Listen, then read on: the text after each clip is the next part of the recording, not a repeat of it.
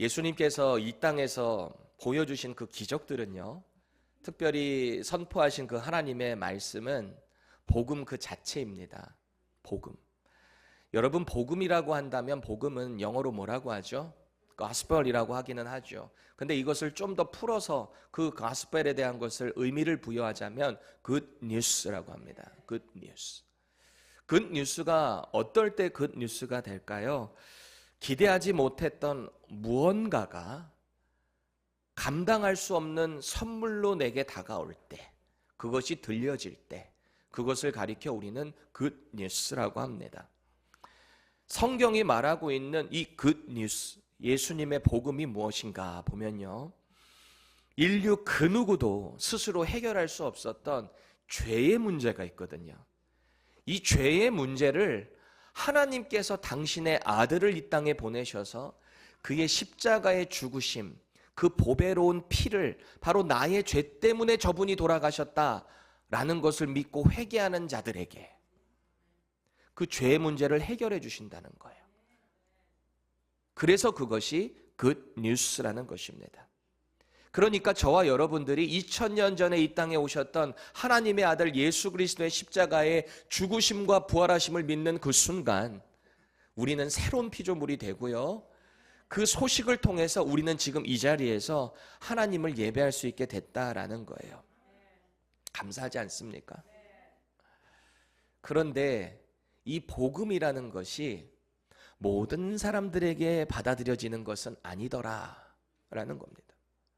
예수님 시대 때도 그랬고요, 지금도 여전히 모든 사람들이 그 복음을 받아들이는 것은 아니라는 거예요. 여러분, 예수님 시대 때를 한번 생각해 보세요.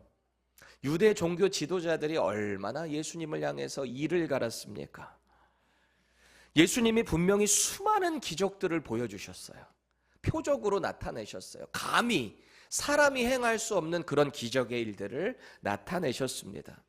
특히 하나님의 그 말씀을 선포하실 때는요, 사람들이 뭐라고 얘기했어요? 와, 저 예수께서 전하시는 말씀은 다른 유대 종교 지도자들이 전하는 말씀과는 뭔가 다르다, 뭔가 권위가 있다, 그렇게 느꼈다는 거 아니에요? 왜일까요? 뭔가의 형식에 얽매이는 것이 아니라 하나님께서 최초에 주신 그 율법의 정신을 정확히 깨닫고 계셨거든요. 꿰뚫고 계셨거든요. 그래서 그 말씀을 선포하실 때 사람들이 거기에 다 굴복할 수밖에 없었던 거예요. 그런데 유대 종교 지도자들은 그렇게 기적들도 많이 봤어요. 말씀의 권위도 봤어요. 근데 왜 인정하지를 않는 걸까요? 뭔가 기분이 나빠요. 자기들이 지켜오던 장로들의 그 유전, 유대교의 전통, 특별히 안식일의 규정을 저 예수가 자꾸 안 지켜요. 그리고 심지어 어느 날에 보니까 자기가 안식일의 주인이래요. 더 나아가서 자기가 하나님의 아들이래요. 그리고 하나님만이 죄사함을 하실 수 있는 그 권세가 있는데, 아니 어떤 날은 예수께서 자기가 스스로 내가 죄사함을 할 수 있는 권세가 있다 라고 말씀을 하시거든요. 그래서 이들에게 있어서 예수님은 신성모독하는 죄인, 이단아일 뿐입니다. 보세요. 그렇게 많은 표적이 있어도, 그렇게 말씀의 권위가 있어도 귀를 닫아버려요. 마음을 닫아버려요.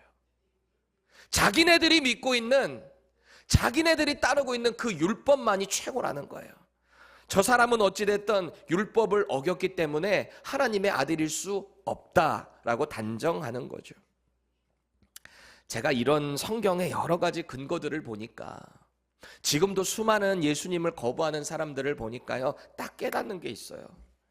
그 사실 하나는 예수님을 나의 개인적인 구원자, 주님으로 고백할 수 있는 그 믿음은요, 이런 기적을 봤다고 믿어지는 게 아니더라고요. 어떤 표적을 봤다고 그 믿음을 가질 수 있는 게 아니더라고요. 그럼 어떨 때 그렇게 가능하게 된가? 예수님을 믿을 수 있는 믿음이 내 안에 먼저 장착이 되어야 우리는 기적을 볼 수 있어요. 하나님이 누구신지를 그제서야 볼 수 있다고요. 그래서 예수님을 고백하는 그 믿음은요, 하나님이 주시는 선물인 거예요. 아무나 가질 수 없어요. 바란다고 가질 수도 없어요. 성경 공부 많이 한다고 예수님 믿을 수 있는 거 아니에요. 예수님을 믿는 믿음을 하나님께서 내게 선물로 허락하셔야 그게 은혜로 받아들여지고 예수님이 나를 위해 행하신 그 일이 믿어지게 된다라는 거예요. 이 믿음이 없으면, 하나님이 그 선물을 주시지 않으면 그저 그냥 성경 공부 많이 해도 이스라엘의 역사로밖에 다가오지 않습니다. 그러니까 오죽하면 네로라는 미국의 아이비리그 모든 대학교들, 여러분 하버드가 원래 신학교로 시작한 거 아시죠? 근데 하버드가 지금 얼마나 리버럴한 신학을 가르칩니까? 심지어는 하버드의 교수가, 신학 교수가 종교 철학이라고 하거든요. 그 사람들은 무신론자가 있어요. 성경을 가르치는데 무신론자가 있어요. 그게 바로 확실한 증거예요. 믿음이 없으면 하나님을 하나님 되게 받아들일 수 없다. 예수님을, 이 복음을 받아들일 수 없다라는 겁니다. 그럼 우리를 한번 생각해 보실래요? 여러분, 어떻게 예수님이 하나님의 아들로 믿어지게 되셨어요? 어떻게 이 성경의 말씀이 믿어지게 되셨어요? 아니, 어떻게 2000년 전에 이스라엘에서 십자가에서 죽으신 그 예수의 죽음이 바로 나의 죄와 연결이 되어 있다는 것을 어떻게 믿게 되셨냐고요? 어떤 과정을 거쳐서 믿으셨어요? 이렇게 제가 질문을 할 때 뭔가 이성적으로, 논리적으로 설명하기가 어려워. 그냥 우리가 할 수 있는 말은 뭐예요? 몰라요. 그냥 믿어져요. 그냥 이 말씀이 믿어져요. 뭐라고 설명할 수가 없어요. 이게 은혜예요. 그래서 은혜예요. 예수님이 나를 위해 죽으셨다. 그리고 그 죽음에서 부활하셨다. 이게 믿어져요. 세상 사람들은 이게 안 믿어지거든요. 아유, 어떻게 사람이 물리를 걷고 죽은 사람을 살리고 죽었던 사람이 어떻게 3일 만에 부활해요. 이게 정상이에요, 사실은. 안 믿어지는 게 정상이라고요. 그런데 저와 여러분들에게는 하나님이 이 예수님을 믿을 수 있는 믿음을 성령 하나님을 통해서 딱 장착을 시켜주시니까 그때부터 믿어지게 된다라는 겁니다. 그때부터 예수님이 내 인생의 주인이십니다. 이제 나의 죄성은 죽어버리고 나의 자아는 죽어버리고 이제는 예수님께서 나와 함께 사십니다. 이제는 내가 사는 게 아니라 예수님께서 사시는 것입니다. 그렇게 우리는 예수님과 함께 이 하나님의 나라를 누리게 되는 거예요. 이 땅에서. 하나님의 나라는 우리가 죽어서만 가는 곳이 아니에요. 이미 우리가 예수님을 믿는 믿음을 장착하는 순간 우리는 이 땅에서 하나님의 나라를 누려요. 여러분, 하나님의 나라가 뭐예요? 하나님의 나라. 나라라는 것이 있다라고 한다면 그 나라의 법이 통치하는 곳이 나라가 되는 거잖아요. 자, 그렇다면 하나님의 나라는 뭐예요? 하나님의 법이 통치하는 곳이 하나님의 나라가 되는 겁니다. 저와 여러분들이 예수님을 믿는 믿음이 우리 안에 딱 있을 때 예수님이 나의 주인이 되시죠. 하나님 나라의 법, 이 성경 말씀이 내 인생의 법이 되는 거예요. 다른 것이 아니라 이 법을 통해서 내가 하나님의 통치를 받으니까 우리는 하나님의 나라의 백성으로 살아가는 거 아니겠어요? 그렇게 하나님의 나라 백성으로 이 땅에서 하나님의 나라를 누리는 거예요. 그러니까 내가 어떤 상황에 처해 있든지 어떤 절망을 경험하든지 그게 크게 내게 바더를 하지를 못해요. 왜? 하나님의 나라가 내게 이루어져 있으니까. 이 땅이 끝이 아니라는 것을 알기 때문에 예수 믿는 믿음으로 장차 하나님의 나라 그 천국에 임할 것을 믿기 때문에 그 소망을 가지고 이 땅에서 당당하게 살아가는 것 아니겠어요? 내가 받은 이 사랑과 은혜가 너무 크다 보니까 자꾸 누군가를 섬기고 싶어지는 거 아니에요? 이 은혜가 너무 크니까 자꾸 내 옆에 도움이 필요한 사람들이 보이는 게 아니에요? 그 사랑이 커서 그냥 하는 거예요. 나를 드러내려고 하는 게 아니라 그 은혜가 크니까 내가 받은 사랑을 다른 사람에게 흘려보내준다. 그런 삶을 살고 계신가요? 예수 믿는 믿음으로. 그래서 오늘의 본문 역시 이런 확실한 믿음을 가지고 있는 상태로부터 시작이 돼야 돼요. 지금 예수님이 당신이 누구신가를 드러내고 계시잖아요. 당시 예수를 안 믿는 사람들, 하나님의 아들이라는 것을 부정하는 그 사람들 앞에서 당신이 누구신가를 드러내고 계신다고요. 우리 30절 말씀 생동감을 살려서 우리 세 번역으로 다시 한번 읽어보겠습니다. 시작. 나는 아무것도 내 마음대로 할 수 없다. 나는 아버지께서 하라고 하시는 대로 심판한다. 내 심판은 올바르다. 그것은 내가 내 뜻대로 하려 하지 않고 나를 보내신 분의 뜻대로 하려 하기 때문이다. 아멘. 아멘이세요? 우리 예수님이 하나님 아버지로부터 심판의 권세를 다 부여받았다 그랬어요. 전권을 부여받아 그랬어요. 우리 지난주에 배웠죠. 근데 그 심판은 올바를 수밖에 없다라고 합니다. 왜냐하면 예수님께서 당신 뜻대로 하시는 게 아니라 이 심판은 하나님 아버지의 뜻대로 이루어지기 때문이다. 그 말을 하고 있습니다. 자, 그럼 여기서 우리는 질문을 갖게 돼요. 예수님은 그럼 하나님이 허락하시지 않은 일은 아무것도 스스로 할 수 없는 뭔가 열등한 분이신가? 열등한 존재이신가? 우린 이런 의문을 갖게 됩니다. 사실 지금 예수님께서 하시는 이 말씀은요, 하나님께서 당신을 보내셨다, 이 땅에 오셔서 하나님의 뜻을 이루어 드리는 것을 픽스하고 계시는 거예요. 컨펌하고 계세요. proclaim, 선포하고 있는 거예요. 다시 말해서 당신의 열등함을 얘기하는 게 아니라 보내신 분을 높여드리며 완전한 성부 하나님과 성자 예수님의 연합을 이야기하고 있는 겁니다. 예수님은 열등한 분이 아니에요. 그래서 성경은 이것에 대해서 여러 가지 그 클루들을 제공하고 있는데요.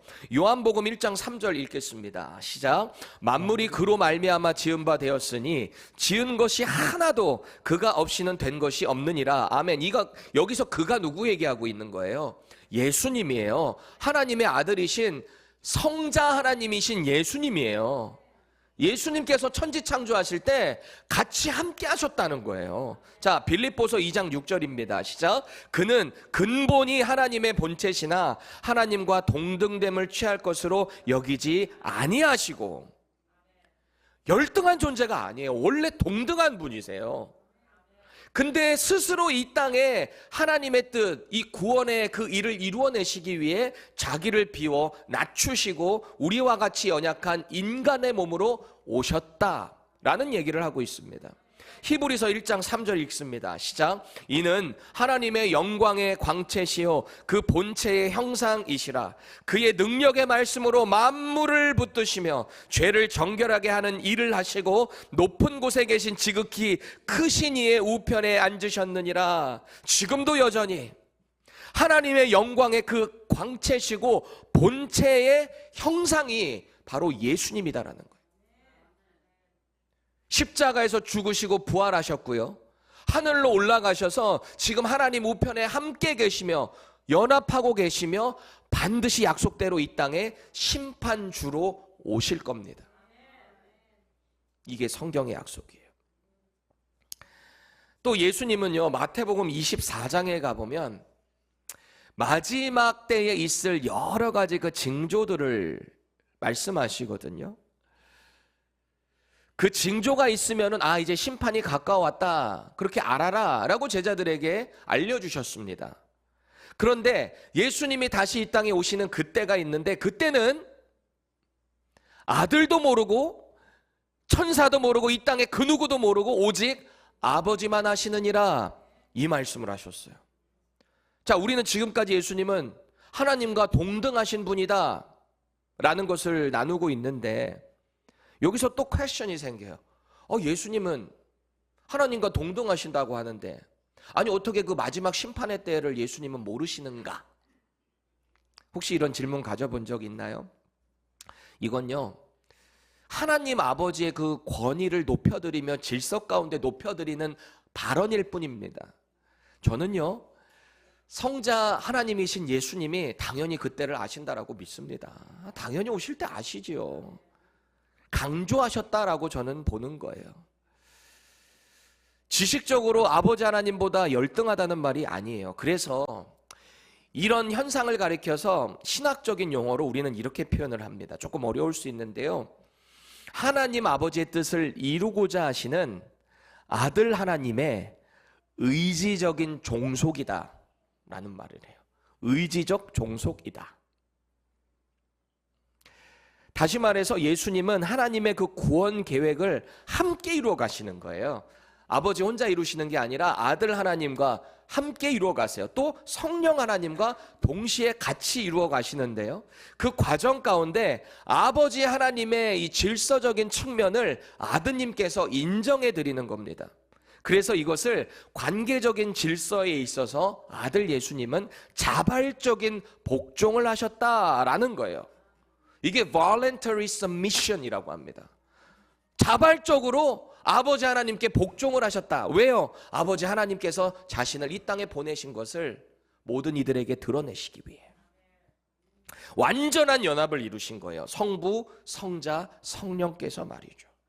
이거는 뭔가 논리적으로 설명할 수가 없어요. 여러분들 이 트리니티라고 하는 이 신학은요, 그냥 믿어야 되는 영역이지 이걸 다 설명할 수가 없어요. 우리 인간의 머리로 이해할 수가 없어요. 아니 그렇죠. 성부, 성자, 성령이 분명히 다르게 있는데 이 세 분이 곧 한 분이다.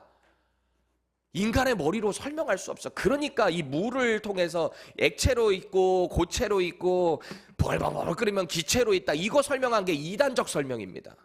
왜? 본질은 H2O 하나밖에 없는데 그러면 하나님은 한 분인데 역할적인 어떤 형질적인 겁니까? 그렇지 않다라는 거예요. 그래서 교회 역사에 있어서 이런 것을 양태론적 해석이라고 하는데 이게 이단으로 정제됐어요. 완전히 다른 분이고 완전히 한 분이다. 이거는 믿어야 되는 영역이에요. 그렇게 구원을 위한 연합을 성부, 성자, 성령께서 이루셔요. 그리고 원래 심판의 그 주권을 성부 하나님께서 갖고 계셨는데 성자 아들께 완전히 위임을 하셨으니 당연히 성자 예수님의 심판은 의로울 수밖에 없다. 오늘 예수님이 그 말씀을 하고 계시는 거예요. 그래서 지금 이 예수님의 증언을 듣고 있는 사람들은 반드시 분별을 해야 되는 거예요.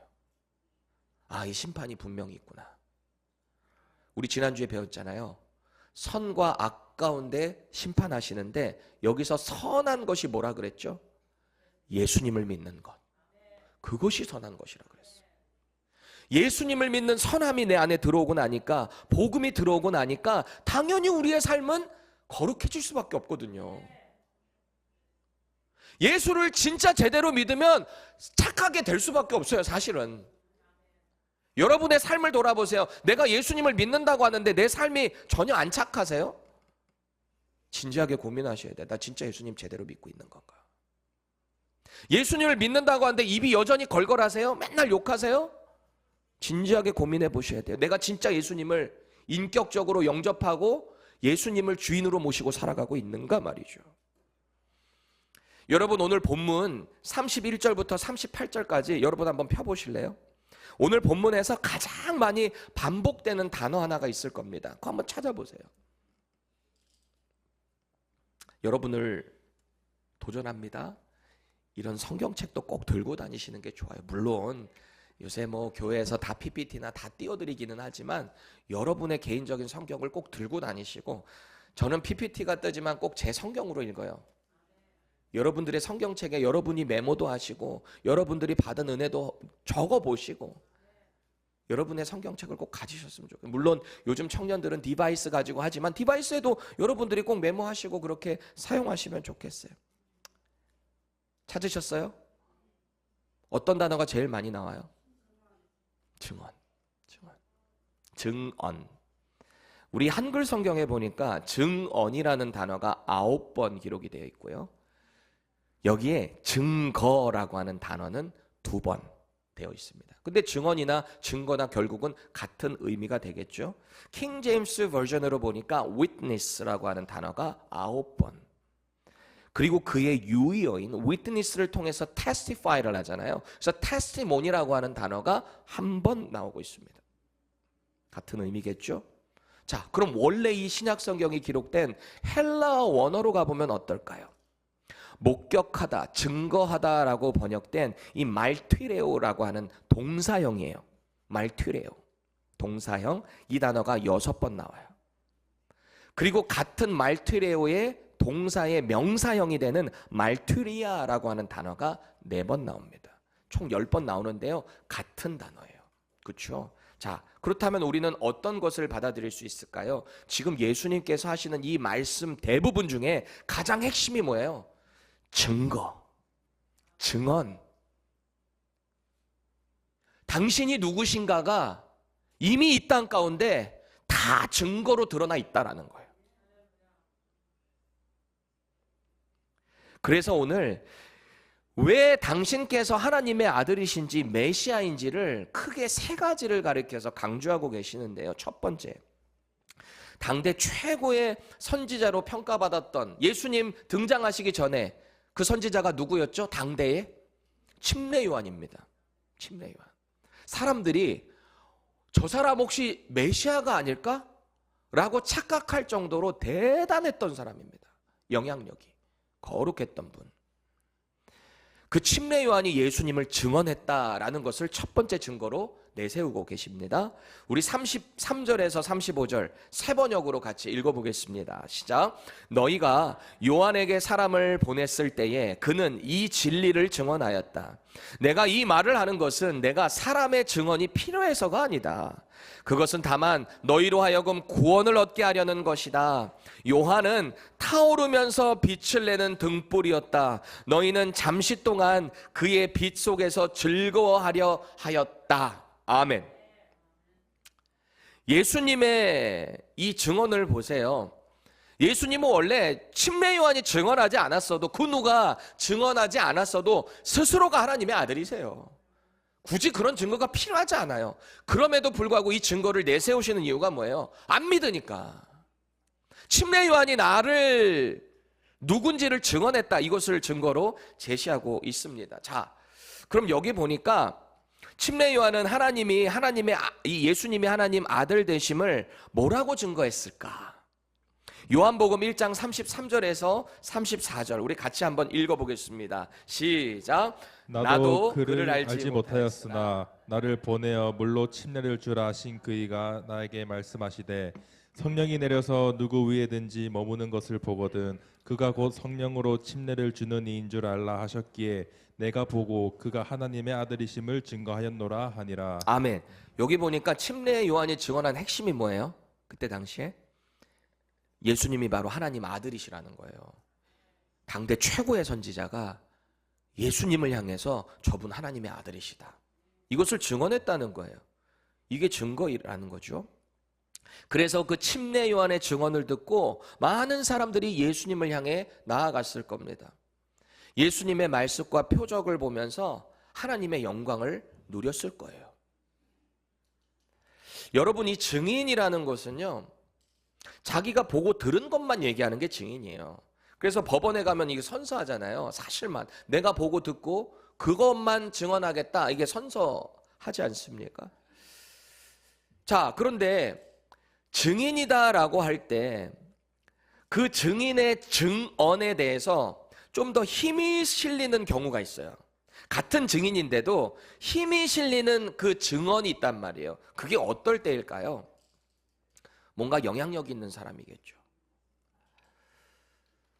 그럼 반대로 그 증언이 좀 인정이 안 될 만한 사람의 증언, 조금 약화되는 증언, 그건 뭘까요?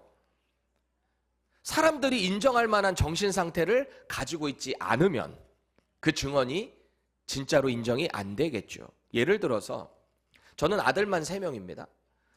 막내 아이가 지금 이제 3살 다 돼가는데요. 이 3살짜리 막내가 뭔가를 보고 듣고 증언을 하는 게 얼마만큼의 효력이 있을까요? 크지 않겠죠? 저 녀석은요, 요새 지가 뭔가 원하는 게 있는데 그거를 못 얻잖아요. 그러면 이상한 말을 해요. 때렸다는 거예요. 형아가 뭘 했는데 뭐 안 주잖아. 막 저기서부터 뛰어오는 소리가 들려요. 막 다다다다다닥 뛰어와요. 그러면 아유, 또 뭔 소리 하겠구나. 오면은 저한테 뭐라고 하는 줄 알아요? 형아가 때렸자 그래. 형아가 때렸자. 얘기를 들어보니까 형 책상 위에 막 올라가서 뭘 하려고 하니까 못하게 막았는데 형이 때렸다라는 거예요. 아니 이 설교 원고를 준비하고 있는데 아니 어떻게 딱 그 타이밍에 또 방에서 엄마랑 뭔가를 실갱이를 하고 있는데 이 트래시캔 위에 얘가 자꾸 올라가요. 그러면 넘어지거든요. 트래시캔이. 그거 하지 말라고 하니까 그러다가 지가 고집 부리잖아요. 확 넘어진 거예요. 그 쓰레기통 안에 확 떨어져서.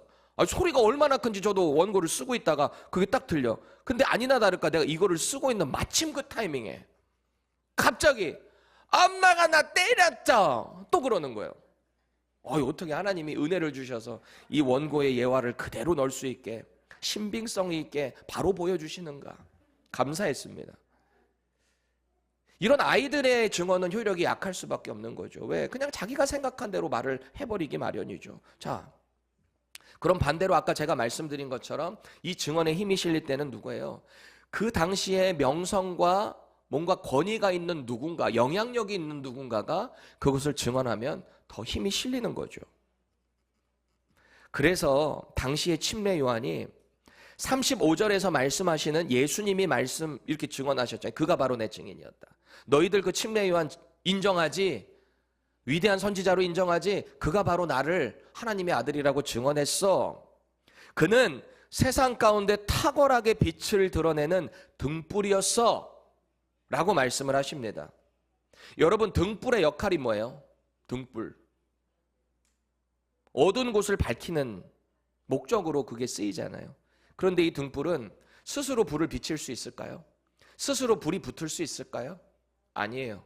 반드시 붙여주는 누군가가 있어야 돼요. 그런데 주님께서 이 침례 요한을 비춰진, 이게 불이 붙여진 등불이라는 표현을 할 때 그 불은 누가 붙여주셨을까요? 하나님이요. 하나님이.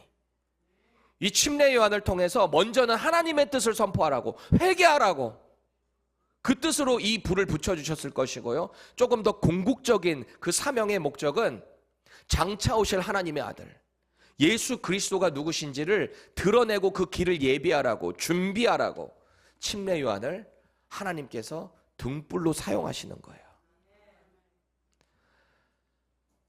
그렇게 귀하게 쓰인 침례 요한이에요. 저는 진짜 이 침례 요한이 대단하다라고 생각되는 게 당대 최고의 등불이었거든요. 사람들이 인정할 만한.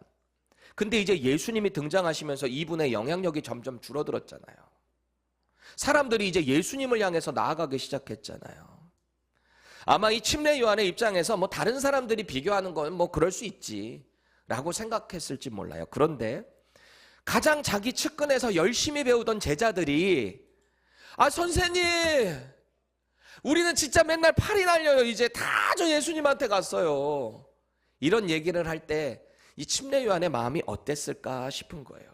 그러던 어느 날 귀한 두 명의 제자들과 함께 침례 요한이 이렇게 서 있다가 저기 예수님이 거니시는 것을 봤습니다.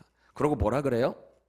보라, behold, 보라, 하나님의 어린 양이시다. 그 얘기를 해요. 이 얘기의 뜻이 뭐예요? 저분이야말로 하나님이 보내신 구원자다. 이제는 내가 아니다. 저분에게 가도 좋다. 라고 하는 암묵적 허락 아니겠어요? 그렇게 돼서 예수님께로 나갔던 침례 요한의 제자가 바로 시몬 베드로의 동생이었던 안드레였어요. 앤드류, 안드레. 그리고 또 한 명의 제자가 있었는데 그 사람이 예수님께 갔는데요. 그 이름은 안 밝혀요. 누구예요? 요한복음에 기록되어 있으니까 자기 자신이요. 사도 요한. 사도 요한이 예수님께 나아갔다라는 겁니다.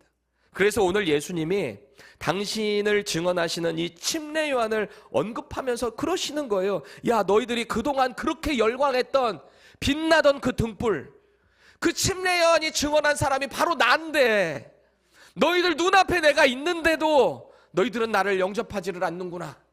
내가 참 답답하구나. 주님의 한탄인 것입니다. 지금 침례 요한의 등불이라면 예수님은 무슨 빛이실까요? 여기가 이제 등불이라면 예수님 무슨 빛이에요?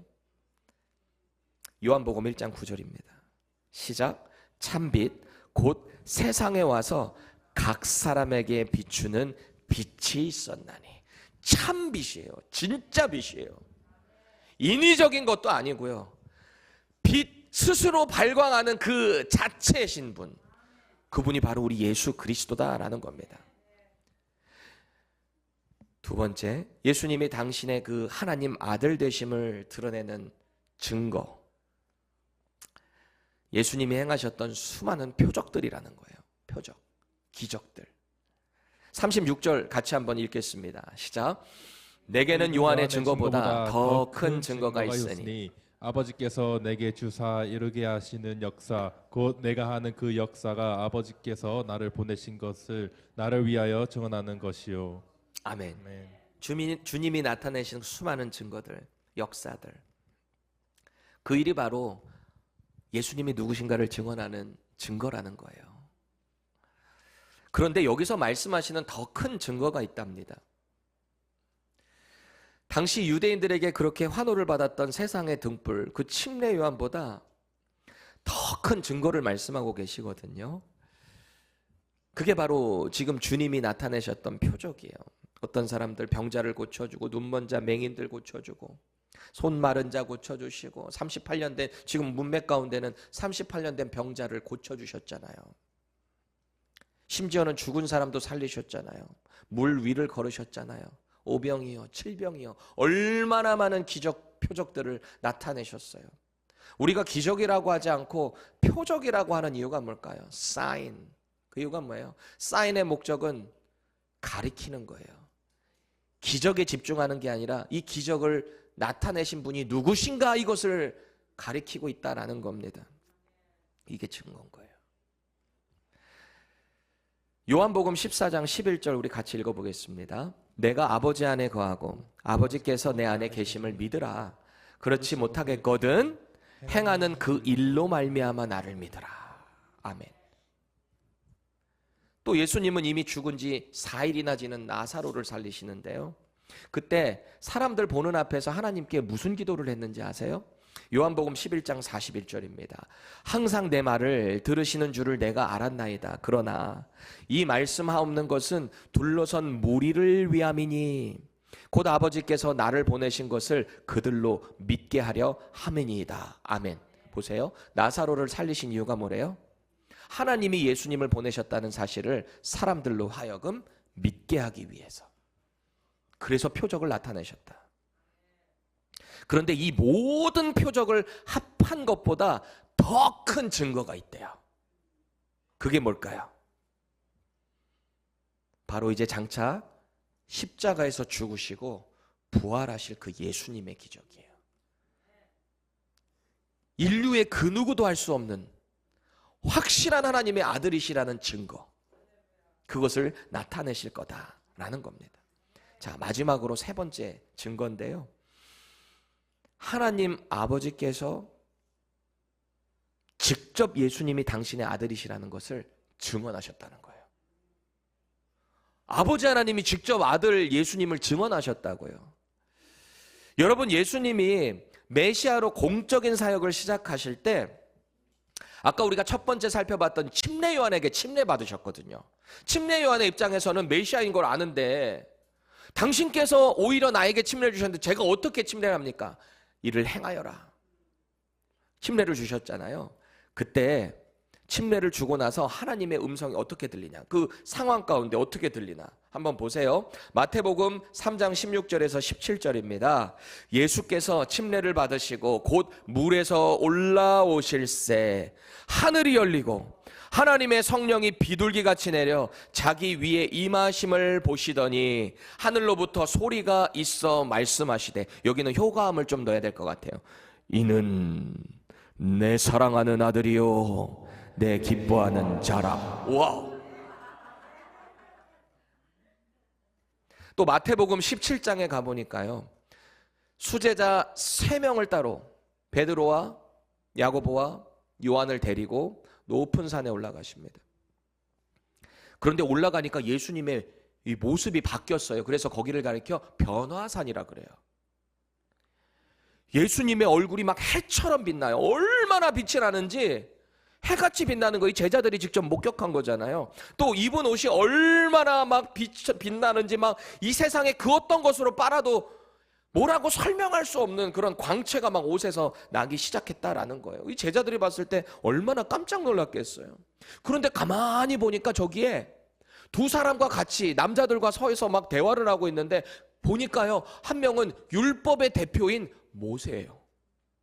그리고 또 한 명은 선지자, 이스라엘 역사에 있어서 가장 위대한 선지자 중 한 명이었던, 죽음을 보지 않고 하늘로 올라간 엘리야인 거예요. 예수님이 모세와 엘리야와 대화하고 있는 장면을 봤어요. 저는 이런 생각을 좀 해요. 아니, 이 제자들이 당시에 무슨 이게 카메라가 있어서 사진이 있었던 것도 아니고 모세, 엘리야를 어떻게 딱 보고 알아봤을까? 하나님이 그런 마음 주시지 않았겠어요? 너희들이 섬기는 이 랍비, 예수가 누구신가를 나타내 보이시기 위해 모세와 엘리야도 보게 하셨을 겁니다. 이 대단한 분들과 대화를 나누고 있는 예수님을 볼 때 얼마나 자랑스러웠겠어요. 와, 우리 선생님이 저런 분이셨구나. 그렇죠? 그때 하나님의 음성이 들립니다. 여기도 마찬가지예요. 마태복음 17장 5절인데요. 말할 때 호련히 빛난 구름이 그들을 덮으며 구름 속에서 소리가 나서 이르시되 이는 내 사랑하는 아들이요 내 기뻐하는 자니 너희는 그의 말을 들으라 하시는지라. 효과음이 좀 늦게 나왔네. 아까 나왔어.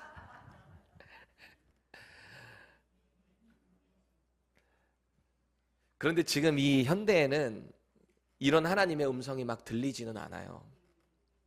왜일까요? 하나님의 음성이 말씀으로 다 기록이 완성되었기 때문입니다. 더 이상 막 내게 직접 주니 하나님이 말씀하셨다, 그런 거에 현혹되지 마세요. 여러분들도 하나님의 음성 직접 이 말씀을 통해서 보고 들으실 수 있으세요. 성령님이 도와주시기 때문입니다. 그러니 오늘 예수님도 오죽하셨으면 이 유대인들에게 이런 확실한 증거를 말씀하고 계시겠어요. 하나님께서 직접 내가 누군지를 증언하셨다. 좀 깨달아라. 내가 너희들의 그 죄를 사해주기 위해 온 하나님이 보내시기로 약속하셨던 바로 그 메시아다. 이 말씀을 하시는 거예요. 우리 31절 32절 읽겠습니다. 내가 만일 나를 위하여 증언하면 내 증언은 참되지 아니하되 나를 위하여 증언하시는 이가 따로 있으니 나를 위하여 증언하시는 그 증언이 참인 줄 아노라. 아멘. 여기서 증거하시는 이, 그게 누구예요? 하나님 아버지요. 지금까지 예수님이 자기를 가리켜서 하나님의 아들이라 그러셨잖아요. 그렇죠? 그럼 그 사실을 결정적으로 누가 인정해줘야 그게 진짜가 되는 거예요? 그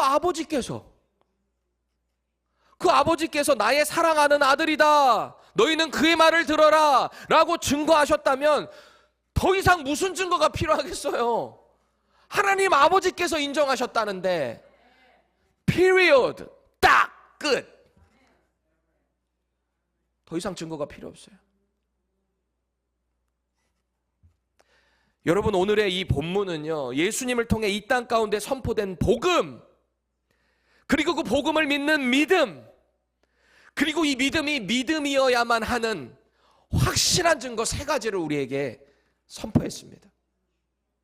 그리고 이제는 그 증거를 전하는 증인들이요, 초대교회 성도들을 위해서 이미 선포됐어요. 이게 다 증거로 남아있잖아요. 그들의 그 믿음을 지키기 위해서 죽음 가운데, 십자가의 죽음, 불에 타 죽는 죽음, 맹수들에게 물려 죽는 죽음 앞에서도 이 믿음이 견고했잖아요. 왜? 너무 확실하니까. 너무너무 분명하니까.